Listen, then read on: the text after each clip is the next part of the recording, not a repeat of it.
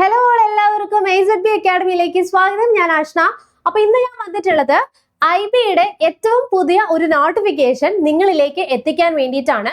അപ്പോൾ ഓൾറെഡി നമ്മൾ IBയുടെ ACIOയുടെയും അതുപോലെ SA മോട്ടോർ ഡിപ്പാർട്ട്മെന്റിലേക്കൊക്കെ ഉള്ള കോഴ്സസ് നമ്മൾ ഓൾറെഡി പ്രൊവൈഡ് ചെയ്യുന്നുണ്ടായിരുന്നു. അതേപോലെ തന്നെ ഏറ്റവും ആദ്യമേ തന്നെ നിങ്ങളിലേക്ക് ഓരോ പരീക്ഷയുടെ നോട്ടിഫിക്കേഷൻ വരുമ്പോൾ അതത് സമയത്ത് നിങ്ങളിലേക്ക് ഞങ്ങൾ എത്തിക്കാൻ ശ്രമിക്കുന്നുണ്ട്. അതുകൊണ്ട് തന്നെ ഈ ചാനൽ നിങ്ങൾ എത്രയും വേഗം തന്നെ സബ്സ്ക്രൈബ് ചെയ്ത് വെക്കുക, വീഡിയോ ലൈക്ക് ചെയ്യുക, എന്തെങ്കിലും അഭിപ്രായങ്ങൾ ഉണ്ടെങ്കിൽ കമന്റ് ബോക്സിൽ കമന്റ് ചെയ്യുക.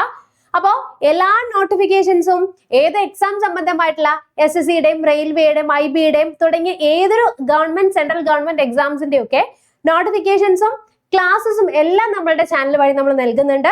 കൂടാതെ ഡെയിലി കറണ്ട് അഫേഴ്സും നമ്മളുടെ ചാനൽ നിങ്ങൾക്ക് ചെക്ക് ചെയ്ത് കഴിഞ്ഞാൽ കാണാനായിട്ട് സാധിക്കുന്നതാണ്. അപ്പൊ ഇനിവേ നമുക്ക് നമ്മുടെ വീഡിയോയിലേക്ക് കടക്കാം.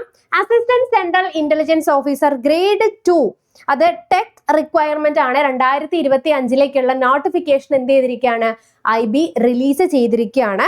അപ്പൊ മെയിൻ ആയിട്ടും ഇതിൽ ഓൾറെഡി കൊടുത്തിട്ടുണ്ട്, നമുക്ക് BTech യോഗ്യതയുള്ള ഉദ്യോഗാർത്ഥികളിൽ നിന്ന് ടെക് കാറ്റഗറി ഗ്രേഡ് 2യിലേക്കാണ് എന്ത് ചെയ്യുന്നത്, ഇപ്പോൾ നോട്ടിഫിക്കേഷൻ വിളിച്ചിട്ടുള്ളത്.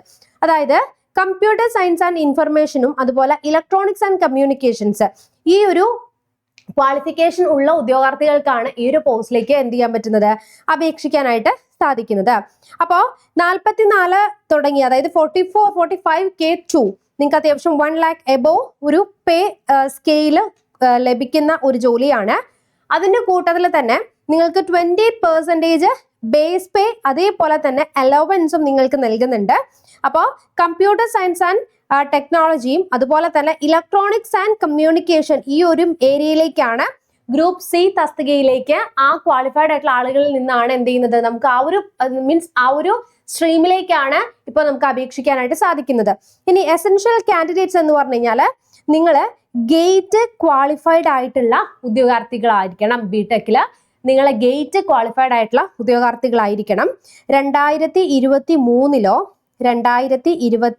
2024 അല്ലെങ്കിൽ 2025 നിങ്ങൾക്ക് ഇലക്ട്രോണിക്സ് ആൻഡ് കമ്മ്യൂണിക്കേഷനിലോ കമ്പ്യൂട്ടർ സയൻസ് ആൻഡ് ഇൻഫർമേഷൻ ടെക്നോളജിയിലോ നിങ്ങൾ ഗേറ്റ് സ്കോളേഴ്സ് ആയിരിക്കണം. അതാ പക്ഷം മാസ്റ്റേഴ്സ് ഡിഗ്രിയാണ് പറയുന്നത്. ഇലക്ട്രോണിക്സ് അല്ലെങ്കിൽ കമ്പ്യൂട്ടർ സയൻസ് അല്ലെങ്കിൽ physics with electronics and communication ഈ പറഞ്ഞിരിക്കുന്ന ഏരിയയിൽ നിങ്ങൾക്ക് ക്വാളിഫിക്കേഷൻ പ്ലസ് ഗേറ്റ് പാസ് ആയിട്ടുള്ള അല്ലെങ്കിൽ ഗേറ്റ് സ്കോർ മിനിമം ഉള്ളവർക്കാണ് എന്ത് ചെയ്യാൻ പറ്റുള്ളൂ, ഈ ഒരു പോസ്റ്റിലേക്ക് അപേക്ഷിക്കാനായിട്ട് സാധിക്കുകയുള്ളൂ. ഇനി അപേക്ഷാ ഫീസ് എന്ന് പറഞ്ഞു കഴിഞ്ഞാൽ ഓൾറെഡി നിങ്ങൾക്ക് 25 ഒക്ടോബർ 25 മുതൽ ഇത് അതായത് ഓൺലൈനിൽ നിങ്ങൾക്ക് അപ്ലൈ ചെയ്യാനുള്ള ടൈം ആയിട്ടുണ്ട്. അപേക്ഷിക്കേണ്ട അവസാന തീയതി എന്ന് പറഞ്ഞു കഴിഞ്ഞാൽ November 16, 2025 കേട്ടോ. ഇനി ഫീ പേയ്മെന്റ് എന്ന് പറഞ്ഞു കഴിഞ്ഞാൽ ലാസ്റ്റ് ഡേയ്സ് November 16 വരെയാണ് വരുന്നത്. ഇനി എക്സാം ഡേറ്റും അഡ്മിറ്റ് കാർഡും ഇപ്പൊ പറഞ്ഞിട്ടില്ല. ഇനി അതേപോലെ തന്നെ ജനറൽ OBC EWS കാറ്റഗറിയിലെ ആളുകൾക്ക് 200 രൂപയാണ് എക്സാം ഫീസ് വരുന്നത്. SC ST എക്സ് സർവീസ് മാനിൽ 100 രൂപയും ഫീമെയിൽ കാൻഡിഡേറ്റ്സിന് 100 രൂപയാണ് വരുന്നത്. ഇനി ഇതിന്റെ ഏജ് ലിമിറ്റ് എന്ന് വെച്ച് കഴിഞ്ഞാൽ മിനിമം നിങ്ങൾക്ക് 18 വയസ്സും മാക്സിമം 27 ആണ് പറയുന്നത്. OBC കാറ്റഗറിക്ക് 30 വയസ്സ് വരെയും SC STക്ക് 5 വർഷം അതായത് 27+5 ആ ഒരു ഏജ് റിലാക്സേഷൻ ആയിരിക്കും അപേക്ഷിക്കാനായിട്ട് സാധിക്കുന്നത് എന്ന് മനസ്സിലാക്കി വെക്കുക. ഇനി നമ്മൾ പറഞ്ഞ പോലെ തന്നെ പേ സ്കെയിലും കാര്യങ്ങളൊക്കെ പറഞ്ഞിട്ടുണ്ട്. അപ്പൊ ഈ ഒരു നോട്ടിഫിക്കേഷന്റെ എക്സാം സെലക്ഷൻ എങ്ങനെയായിരിക്കും എന്ന് വെച്ച് കഴിഞ്ഞാൽ മിനിമം നിങ്ങൾ ഗേറ്റ് സ്കോർ പാസ് ആയിരിക്കണം. അതേപോലെ തന്നെ ഈ പറഞ്ഞിരിക്കുന്ന ഗേറ്റ് പാസ് ആയിട്ടുള്ള ഉദ്യോഗാർത്ഥികളുടെ 10 ഇരട്ടിയുള്ള വേക്കൻസി ആയിരിക്കും ഇവർ എന്ത് ചെയ്യുന്നത്, ആളുകളെ ഫസ്റ്റ് ഒരു ഷോർട്ട് ലിസ്റ്റ് ഇടുന്നത്. ഇനി ആ ഒരു അതായത് വേക്കൻസിയുടെ 10 ഇരട്ടി ഇവരെന്ത് ചെയ്യും, നിങ്ങൾക്ക് ഫസ്റ്റ് തന്നെ അപ്ലിക്കൻസിനെ ഷോർട്ട് ലിസ്റ്റ് ചെയ്യും. ആ ഷോർട്ട് ലിസ്റ്റ് ചെയ്തതിനെ അടിസ്ഥാനമാക്കിക്കൊണ്ട് നിങ്ങൾക്ക് സെക്കൻഡ് സ്റ്റേജ് എന്ന് പറഞ്ഞു കഴിഞ്ഞാൽ ഒരു സ്കിൽ ടെസ്റ്റ് ആയിരിക്കും ഇവർ അറേഞ്ച് ചെയ്യുന്നത്. ആ സ്കിൽ ടെസ്റ്റ് പാസ്സായി കഴിഞ്ഞാൽ മൂന്നാമത്തെ സ്റ്റേജ് എന്ന് പറഞ്ഞു കഴിഞ്ഞാൽ ഇന്റർവ്യൂ ക്വാളിഫൈ ചെയ്യുക. അപ്പൊ ഇത്രയാണ് ഈ ഒരു പ്രൊസീജിയറിലേക്ക് വരുന്നത്. അപ്പം ഈ പറഞ്ഞിരിക്കുന്ന യോഗ്യരായിട്ടുള്ള ഉദ്യോഗാർത്ഥികൾ എത്രയും പെട്ടെന്ന് തന്നെ നിങ്ങൾ അപേക്ഷിക്കുക.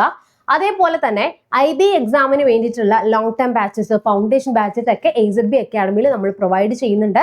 അപ്പൊ കൂടുതൽ അറിയാനായി ഈ കാണുന്ന നമ്പറിലേക്ക് നിങ്ങൾ ഒന്ന് വിളിച്ചാൽ മതിയാകും. അതേപോലെ തന്നെ IBSAയുടെ റിസൾട്ട് നമുക്ക് November 2 വരുന്നത്. അപ്പൊ അതിന്റെ സെക്കൻഡ് ടയറിന്റെ ക്ലാസ്സസ് നമ്മൾ ഓൾറെഡി പ്രൊവൈഡ് ചെയ്യുന്നുണ്ട്. അപ്പൊ അതിനെക്കുറിച്ച് അറിയണമെങ്കിൽ എന്ത് ചെയ്താൽ മതി? ഈ ഒരു നമ്പറിലേക്ക് നിങ്ങൾ കോൺടാക്ട് ചെയ്താൽ മതി. അപ്പം ഏറ്റവും പുതിയ നോട്ടിഫിക്കേഷൻസ് ഏറ്റവും വേഗത്തിൽ നിങ്ങളിലേക്ക് എത്തിക്കാനായി ഞങ്ങൾ ശ്രമിക്കുന്നുണ്ട്. അപ്പൊ എത്രയും പെട്ടെന്ന് തന്നെ ചാനലിലേക്ക് ഒന്ന് സബ്സ്ക്രൈബ് ചെയ്തോളൂ. നമുക്ക് നെക്സ്റ്റ് ഒരു വീഡിയോയിൽ വീണ്ടും കാണാം. Children bye and thank U.